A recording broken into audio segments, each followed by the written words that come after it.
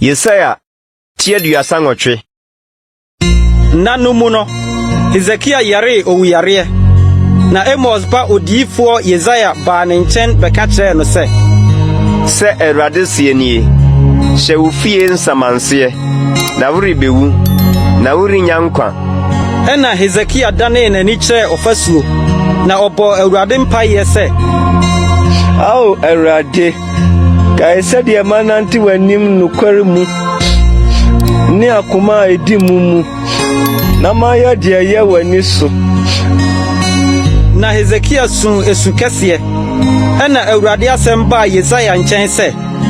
Kona ko kan kire Hezekiah se de Awurade wagya David nyankopon si ni mate wo mpaibo mehunu wo nisuo hwe medi mfie dunu beto wo naso na meje wo ni kuro yi afri Assyria henensem na mabokuro yi ho ban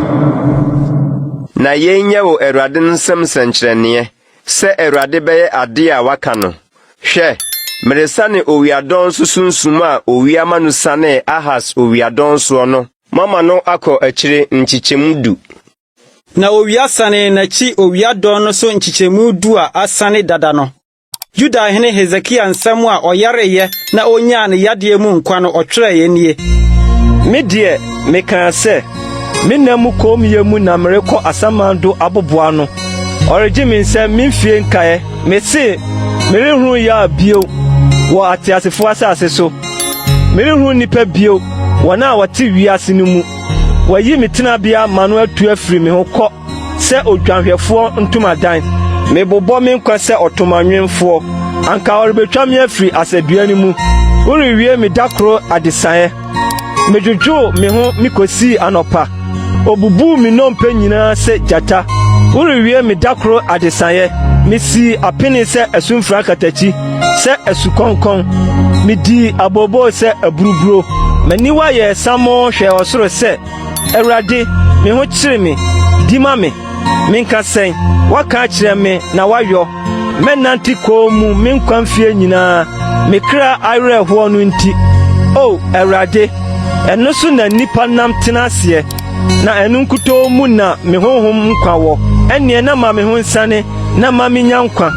hwe mayre ho kese adane asomdue na wo na wayi me kra afri oseye amenamu di afam ho efri se woto me boni nyina gu achi na enye asamado na eda wase enye owuo na eyi waye wona wesane ko amenamu no ntwen wo nokre otiasefo na oda wase se de million nei eja mane manhuru wo nokre Awurade reje me nkwa na yebebo masankuo yenkwa na nyina Awurade fie nso Yesaya kan se wonfa brodma etoa entari kru no so na obenya ahoden na Hezekiah nso kan se edi ani senkyerene ese mekọ Awurade fie